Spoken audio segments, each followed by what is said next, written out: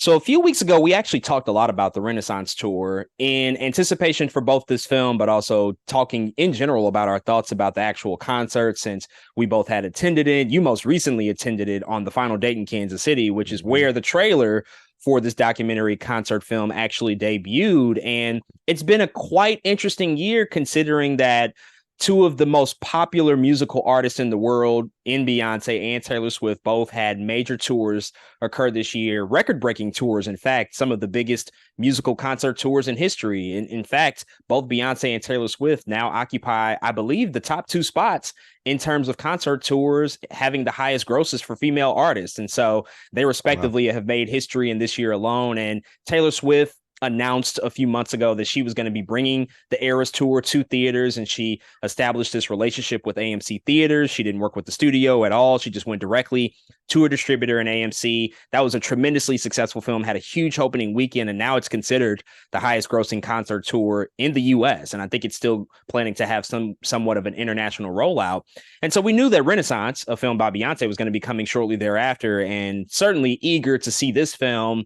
And in addition to that, it's also more than just the concert. There's documentary footage, Hmm. there's behind the scenes footage that provide a glimpse behind the scenes of the Renaissance tour, which I know a lot of people were super excited about. And Beyonce's done this before. This is not the first time. She's done Homecoming, she's had other Hmm. documentaries and tour films. And so she's kind of a veteran at this particular form and this particular source of entertainment. And so we both got a chance to go check this out in all of its glory this past weekend in IMAX and in AMC. And so I'll pass it over to you, man. What did you think about Renaissance, a film by Beyonce?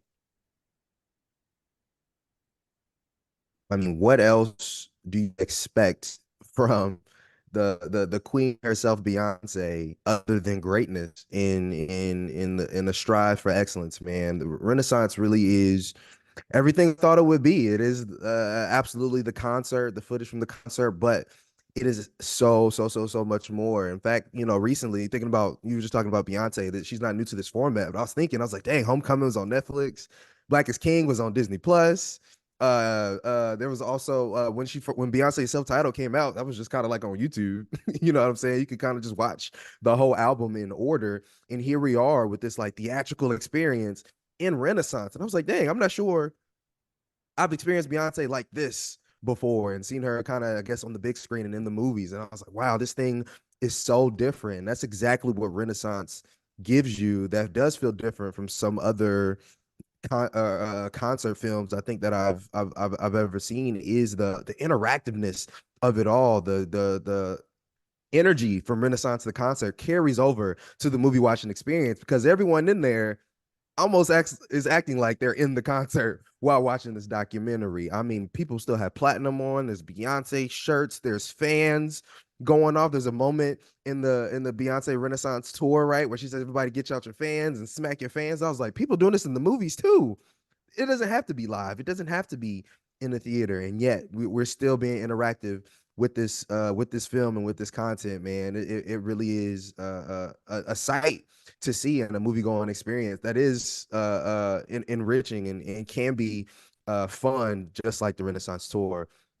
And so, what I also love about this Renaissance film by Beyonce, man, is of course, again, you already said it is documentary, it is behind the scenes, but it's more about concepts. Beyonce is trying to tell you and give a peek into her life about what she's thinking about, what she's going through at any given moment, what opportunities she's afforded some of the people on her staff. And some of my favorite parts of this film is just her telling us where she got some of the dancers, where she got some of the ideas to do certain things, what she was going through at certain points of time. Because you'll hear about certain things, right? You'll hear about Beyonce had a knee injury. You hear about they went through this, but you never, get to see exactly what she's going through. And she even says in the documentary, she was like, no one knows what I've gone through. Even you watching the documentary, you're like, oh yeah, you're watching, but you can never experience and know exactly what it's like for her in those private moments. And so it shines light on all that.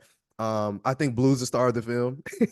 She definitely added some personality and some comedy to the film. But man, Beyonce is really, I think, in a league of her own, and she really is she's the new showman of the world. She's the new I'm gonna put everything, my heart, my time into again, not just a concert, but to take the time to explain to you where I am in my life and in how it looks on and how it looks behind the scenes, man. So it was a really good experience. And yeah, I really she's it. You know what I mean? Like I don't really can't you really can't say any too much about Beyonce than that she's it, man. She really is the epitome of greatness and excellence in this film. I think is no exception. It really is tremendous. So Beyonce, it goes without saying, one of the world's biggest artists and really a transcendent artist at this point that has had one of the most successful careers I think we've ever seen, approaching 27 years now of consistent excellence and quality and just being one of the most absolutely extraordinary people from a talent perspective, I think, to walk this earth. And I think we've all experienced that going to the Renaissance tour. If you were fortunate enough to be in attendance in person, you saw just the sheer magnitude of what that event meant for so many people and just what it represented. But then to have this translated and immortalized on film is a treat because she doesn't have to do this. She could have just said, hey, if you didn't get a chance to go, then, that's the unfortunate aspect. You should have been there. But what's so great about this, and also what Taylor Swift did with the Eras Tour, is it's really immortalizing these big, huge events that took place this year, some of the most significant concert tours ever in history. And the big difference between this and the Eras Tour, and this is probably the only comparison I'm going to really make between the two, because they are going after two different things. But, the Eras Tour, for what it was trying to do in that specific concert film, it was capturing 4 performances, I believe it was, from her LA shows, or maybe even 5, really just capturing that particular experience on that run of dates. But what this Renaissance concert film is doing that's so amazing is that you get a glimpse and a snapshot of all 56 tour dates. You get to be in the European tour dates that happened earlier in the summer. You get to see the new outfits that you probably didn't get to experience in any particular town. You get to see all the glamour, all of the looks, the transitions. Everything here is just coalescing into this really rich and full experience. And what I was most profoundly impressed by is not the concert itself, because we experienced that, not even the behind the scenes stuff, because we knew that that was going to be a part of it. It's by the pure talent that Beyonce has as a filmmaker. And you talked about those other films that she's done, whether it's Homecoming for Netflix or Black is King for Disney Plus or Lemonade for HBO. This woman is a filmmaker. She knows what it takes to make something feel like a purely cinematic experience. And that's what Renaissance represents, more so than really any other concert film I've ever seen. It's a full cinematic experience from beginning to end, because you are getting the point and shoot technique of like, look here, watch the show, remember those songs, remember those key moments, but also look at the editing techniques. Look how crisp and clean that is. Look at the arrangements, look at the narrative structure, look at the thematic things that I'm trying to tackle, and look at the narration and how that actually provides further insight into my life, and also how that translates to what's happening on stage. It makes everything so much more complete, because when you see Renaissance just from a purely live event perspective, it's extraordinary, and it's obviously recalling the amazing album that was and the amazing career that she's had, but we don't know all of the behind the scenes stuff. We don't know all of the intricate details, and what this film does so well is just showcase the level of perfectionism that she has in her spirit, in her bones, that almost no other artist alive has, that she just strives for every single time. And it's really inspiring, and it's jaw-dropping to just see what she went through, or what her family went through, or the public perception of her, and how she corrects that, and really, really sort of course corrects and tells people like, listen, I'm still a human being at the end of the day. Obviously, you all don't see it because Beyonce has one of the most protected brands and images in all of entertainment.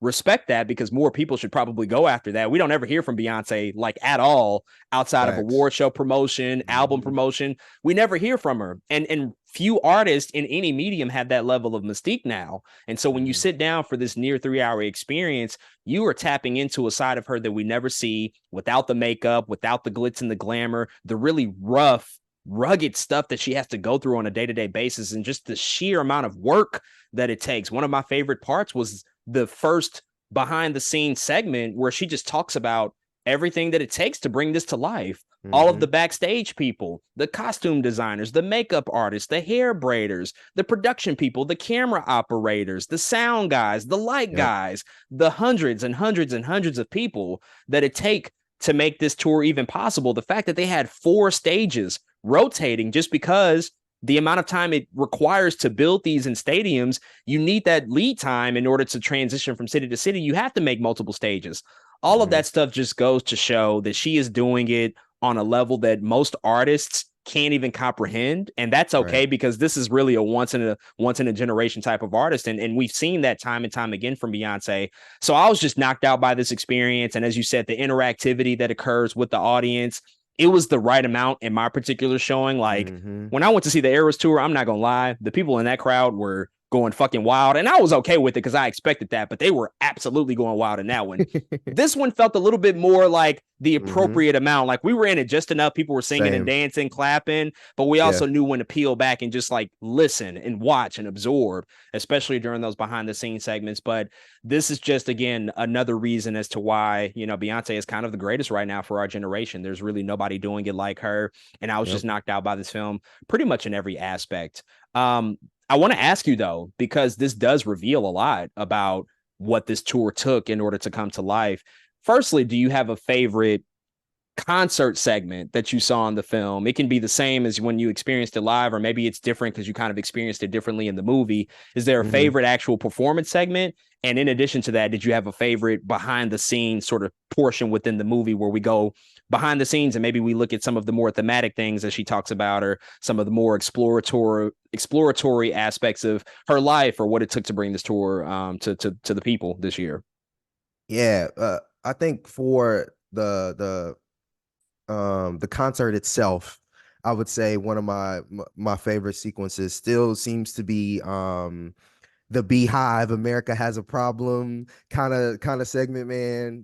I mean, Kendrick comes out the ground and he goes right back into the ground. I like the dance sequence. I like what she's trying to say in those moments where she's literally speaking about how you control the media. Whoever controls the media controls the mind, kind of type thing. And it's funny because it's her. She is she is the person kind of controlling the media and the mind. But again, it's so like deep, but not deep at the same time. But she has on a bee costume because bees naturally have this crazy communication, and she has the long antenna. It's just really cool, I think, concept and idea. And you got like twins swinging off the antennas in the middle of the. I don't know. I just really like that segment of the show, which in person, one of my favorite parts is actually the Vogue part of the show. I think Vogue is like the coolest shit. I don't know. I really love the Vogue part of the portion. But when it comes to another, I think, segment, the documentary specifically is when they lose power.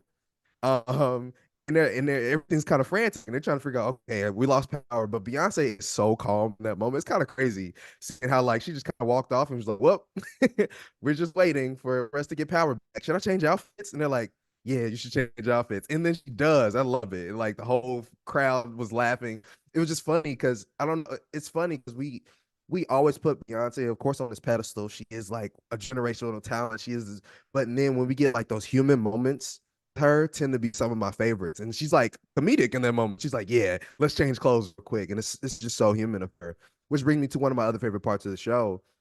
Really is the Uncle Johnny tribute, man. I thought that was so heartfelt, and I thought it just made sense with everything that she was saying, and it was a story that I feel like people needed to hear, and I love that she dove into because that's a big line, right? Uncle Johnny made my dress, and I think giving meaning to that, I don't know. I think it just helps the audience visualize and understand exactly what she meant by that, and what she's going through, and what all of this house is about, what all Renaissance and house is about. And so I think it added some color to that, man. So yeah, those are some of my favorite parts, for sure.